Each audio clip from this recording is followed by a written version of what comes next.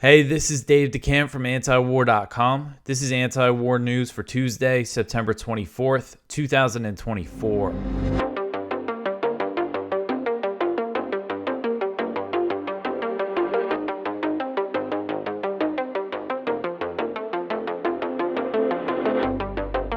All right, so the first story today, Israeli strikes kill at least 492 people in Lebanon. So I'm sure this was the big news on Monday. I'm sure you're all aware that Israel really ramped things up in Lebanon. So Israel dramatically escalated its military operations in Lebanon on Monday, launching strikes against residential areas across the south and east of the country, killing hundreds of people. According to Lebanon's health minister, at least 492 people were killed in the Israeli strikes, including 38 children and 58 women, and another 1,645 people were wounded. So nearly 500 people in just one day, and that death toll could still rise. And it's estimated that Israeli warplanes launched 1,100 airstrikes. Israel also launched an airstrike in Beirut and said that it targeted Ali Karaki, the head of Hezbollah's southern command. But Hezbollah said that Karaki was fine and that they moved him to a safe area. So tens of thousands of residents of southern Lebanon fled the Israeli bombardment and headed north. The Israeli military threatened that it would expand strikes to eastern Lebanon's Bekaa Valley and told residents to leave. And then later that day, it began bombing the area. So to justify its bombing of civilian homes in Lebanon, they bombed many houses, residential areas. The Israeli military claimed that Hezbollah was storing large missiles and missile launchers inside houses.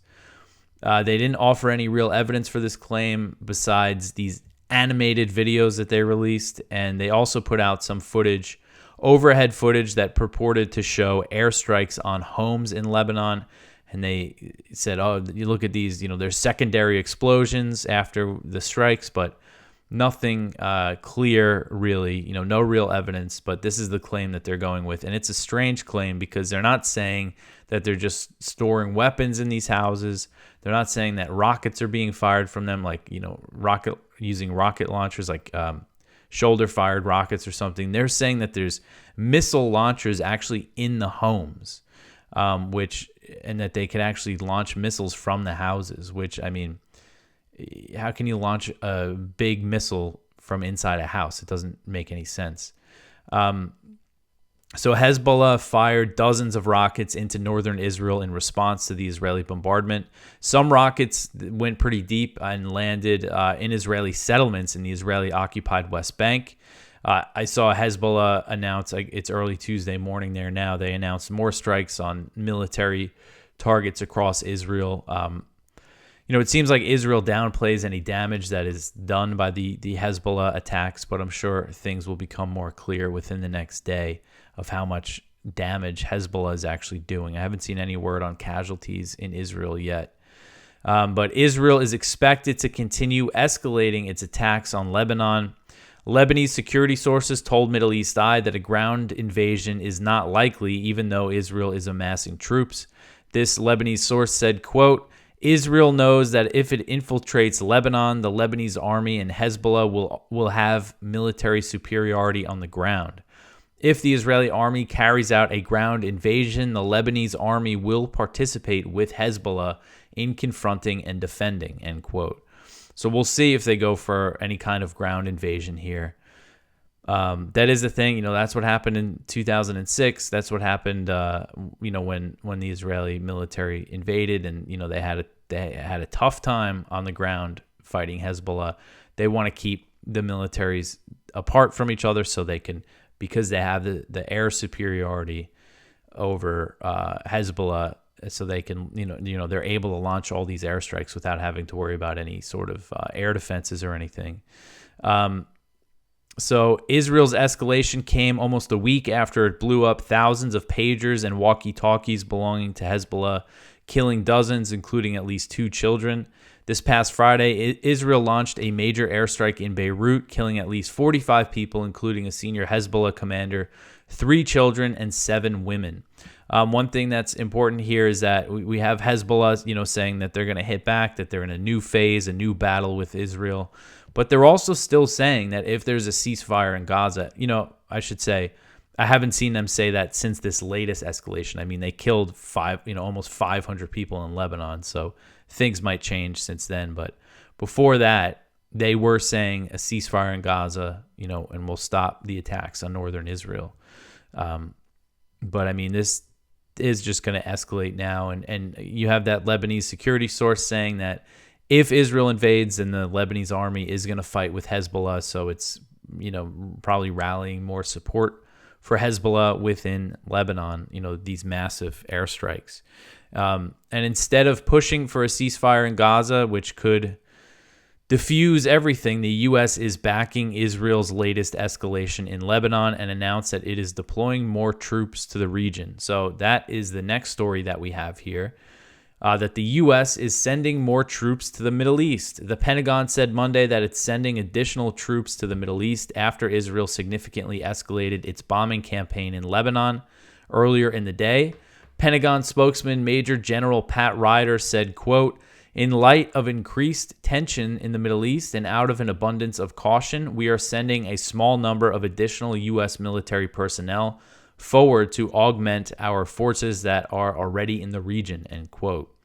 So Ryder would not say how many troops the U.S. would send to the region. He said, quote, "For operational security reasons, I'm not going to comment on or provide specifics." So the U.S. currently has around 40,000 military personnel across the Middle East. So Haaretz reported on Monday that the U.S. supported Israel's escalation in Lebanon, but is currently trying to prevent a ground invasion, saying that they don't want that to happen. But, just in the past few days, you've had these reports saying that the U.S. is warning Israel against escalation in Lebanon. And then look what happened. So the fact that the U.S. is objecting to a ground invasion doesn't mean that they're actually doing anything to make sure it doesn't happen, because the thing that they could do is threaten to cut off military aid, and that would certainly change Israel's behavior, but they're not doing that.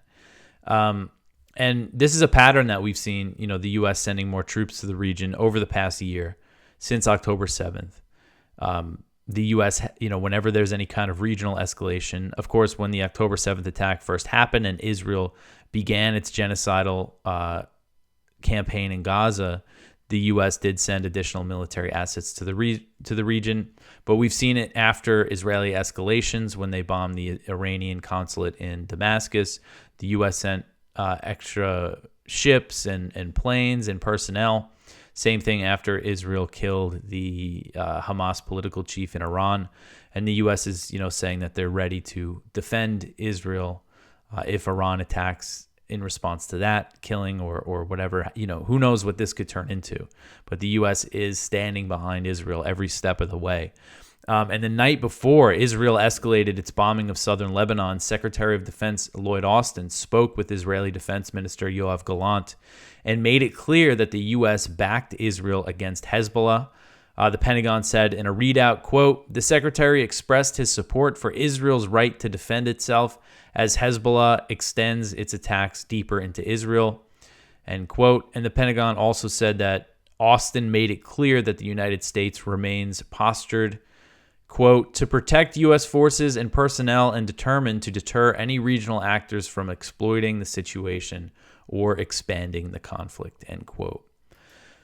All right, so the next one here, I left up the one from yesterday that Jason wrote about the Israeli minister saying that he doesn't consider Lebanon to be a state and that Israel should take territory in southern Lebanon.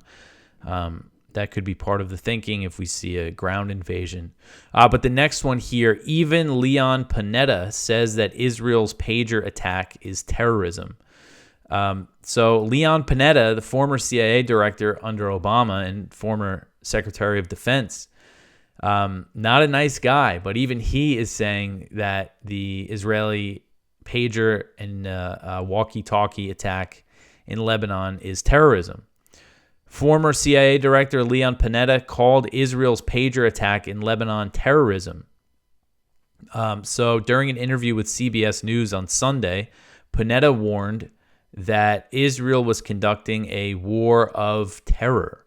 He said, quote, "The ability to be able to place an explosive in technology that is very prevalent these days and turn it into a war of terror, really a war of terror, this is something new," end quote. He was asked whether Israel's attack constituted terrorism. Panetta said, quote, "I don't think there's any question that it's a form of terrorism," end quote. So Panetta served as the Secretary of Defense from 2011 to 2013 and the Director of the CIA from 2009 to 2011, both under Obama. And of course, think about what the U.S. was up to in those years, all the drone wars, getting involved in Syria, Libya. I mean, just all sorts of horrific things were going on then. Panetta was then asked if he believed members of the international community, including the United States, should condemn Israel's actions. He said, quote, "I think it's going to be very important for the nations of the world to have a serious discussion about whether or not this is an area that everybody has to focus on, because if they don't try to deal with it now, mark my word, it is the battlefield of the future," end quote. And you do think about this, in the future, people, what kind of precedent was set here? Pagers and walkie-talkies might be older technology, but everybody walks around with a cell phone in their pocket now. It definitely gets you thinking about that. Tonight, when I was putting my son to bed, for some reason, I don't know if he heard the word in a show he was watching on TV or something, he called my phone a pager, and I got a little nervous. It just threw me off. I don't know why he said that. But anyway, so Leon Panetta agrees that Israel carried out a terrorist attack in Lebanon, a terrorist attack supported by the Biden administration. All right, so I want to mention our sponsor for today's show, and that is the Expat Money Summit. So this is the world's largest offshore event taking place entirely online from October 7th to October 11th, put on by Mikkel Thorup, host of the Expat Money Show and a highly sought-after expat consultant with over 2 decades of experience. At this summit, you will discover why international diversification is a must for those looking to preserve their liberty and wealth. Learn everything you need to know about crafting your perfect plan B, how to quickly acquire a second passport, diversify your finances offshore, invest in international real estate, and get in-depth insights on geopolitics from world-renowned experts. Of course, geopolitics, the state of the world, is very important if you're an expat or if you're thinking about moving to a different country. Headline speakers include Dr. Ron Paul, Doug Casey, Scott Horton, Tom Woods, Mark Faber, Tom Luongo, and others. So definitely people, if you listen to the show, you'll be interested in hearing some of those speakers. To reserve your complimentary ticket, head over to expatmoneysummit.com. That is expatmoneysummit.com. And if you want a VIP ticket that gives you access to panels, multiple VIP panels, you can follow the link in the description, or you can, if you do it through the website, put in the code anti-war for a nice discount. So again, expatmoneysummit.com. All right, to get back into the news here, where were we? Israel kills 24 more Palestinians in Gaza. So Gaza's health ministry said Monday that Israeli forces killed 24 more Palestinians in Gaza over the previous 24-hour period, bringing its death toll since October 7th to 41,455 people. The ministry said that another 60 Palestinians were injured in that time, bringing the total number of wounded Palestinians that have been recorded by the ministry to 95,878. The health ministry wrote on Telegram, quote, "There are still a number of victims under the rubble and on the streets, and ambulance and civil defense crews cannot reach them," end quote. As I always mention when we go over these updates, the ministry's figures are considered an undercount since they don't account for the Palestinians who are missing and presumed dead under the rubble. And that was previously estimated to be 10,000 people. Strikes on Monday included an Israeli attack on Deir al-Balah in central Gaza. The Palestinian news agency Wafa reported that a strike hit a home in the area, killing 5 people, a mother and her 4 children. So I have this picture here from Reuters, and it's at the Al-Aqsa Martyrs Hospital in Deir al-Balah from Monday. I'm not sure if these are the victims of that strike, but they said a mother was killed with her 4 children, and you see the bodies here wrapped in the white sheets. One body looks like an adult, and then the other 4 look like small children, so it could potentially be them. There was also an Israeli drone strike east of Khan Yunis that killed a child, and 3 Palestinians were killed when Israel bombed a school sheltering displaced people in the Nusayrat refugee camp in central Gaza. So the slaughter continues in Gaza, certainly getting much less attention today. And this is one benefit that, Netanyahu and Israel would have, a benefit that, we're already seeing. If the escalations in Lebanon, the regional escalations take attention away from what's happening in Gaza. And right now, we know that Netanyahu is considering this plan, this ethnic cleansing plan for northern Gaza, that they would probably then repeat for the rest of the Strip, making their way to the south. And if it's full-blown, invasion of Lebanon, big war, the U.S. gets involved, especially if Iran possibly gets involved, nobody's going to be paying attention to what Israel's doing in Gaza. It gives them plenty of cover for that. All right, so the next one here, Turkey seeks justice for the killing of a Turkish-American protester by Israel. So this article is from Kyle Anzalone at the Libertarian Institute. He is back. He was off because him and his wife just had a baby, which is very exciting. But he is back to work this week. So Turkey will submit evidence to the International Criminal Court, the International Court of Justice, and the United Nations regarding the murder of Turkish-American Ayşenur Ayzi Agi by the Israeli Defense Forces during a protest in the West Bank. On September 6th, Agi was fatally shot in the head by an IDF sniper. Israel conducted an investigation and concluded that the killing was unintentional. President Biden backed the Israeli narrative, saying that the bullet ricocheted off the ground. An investigation by the Washington Post disputed Tel Aviv's conclusion that the sniper was firing at a protester that was instigating a riot, as the IDF claimed. The Post found there was no one at the protest that could have possibly posed a threat to the Israeli soldiers at the time the sniper shot Agi. But Washington has refused to condemn Israel or demand justice for the killing. And this is consistent with past Biden policy when the White House refused to take action against Israel for the killings of 2 other Americans, Omar Assad and Shireen Abu Ekla. As Agi is also a Turkish citizen, Ankara is showing interest in seeking justice for the murdered activist. A top Turkish official explained Turkey's position to reporters and said, quote, "We will both bring Ayşenur's reports to the United Nations Security Council's agenda and submit our sister Ayşenur's reports and evidence to the International Court of Justice, where the genocide case is continuing. We will also submit evidence to the ongoing investigation about Israel's aggression at the International Criminal Court." So it's a real contrast here, Turkey's response to her killing and the U.S. response to her killing. And she was born in Turkey. She had a funeral in Turkey, but she moved to the U.S., I believe, before she even turned 1 or when she was a very small child. And that's where she lived. That's where she went to college. She recently graduated, I believe, from Washington University. But U.S. government does not seem to care. All right, so the next one here, Iran says that Israel is laying traps to provoke war.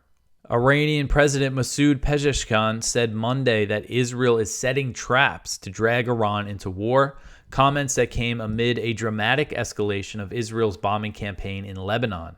Pezeshkian, who was in New York for the UN General Assembly, told reporters that Iran wants peace in the region while Israel wants war. He said, quote, "We don't want to fight. It's Israel that wants to drag everyone into war and destabilize the region. They are dragging us to a point where we do not wish to go," end quote. Pezeshkian also discussed the July 31st assassination of Hamas's political chief Ismail Haniyeh in Tehran, warning that it will not go unanswered, but he also said Iran does not want to be the cause of instability in the region. And Haniyeh was assassinated by Israel the night of Pezeshkian's inauguration. He was, it was after that, while he was sleeping in this guest house in Iran. The Iranian leader said that Iran waited to respond due to U.S. warnings that it could disrupt ceasefire negotiations between Israel and Hamas. So saying that Iran did not hit back at Israel because of what the U.S. was saying, that they didn't want to, that it might hurt the chances of a ceasefire deal. Of course, no deal ever happened because the biggest impediment to the deal was Netanyahu and Israel, and they actually killed Haniyeh, who was involved in the negotiations. Pezeshkian said, quote, "They told us earlier to prevent a larger war, to wait another week or so for peace to be obtained. Clearly, the politicians that lie to us these days lie to you as well," end quote. And so the U.S. is still vowing to defend Israel from any future attacks, whether launched by Iran or if Israel requests help with Hezbollah attacks. The Pentagon, so this is Pat Ryder, the Pentagon spokesman, he also said on Monday, quote, "We're obviously supporting the defense of Israel should they be threatened or attacked, and call upon us for support, which could include the kinds of scenarios you saw on April 14th when Iran conducted its drone and missile attack," end quote. The next one here, Iran says that it's ready to resume nuclear negotiations immediately. This article is from Al Jazeera. Iran is ready to start a new round of nuclear negotiations, the country's foreign minister has said. In a social media post, Syed Abbas Araghchi said Tehran is ready to open talks on Iran's nuclear program this week, should others prove willing. However, the recently appointed moderate acknowledged that heightened regional tensions make reviving the process a challenge.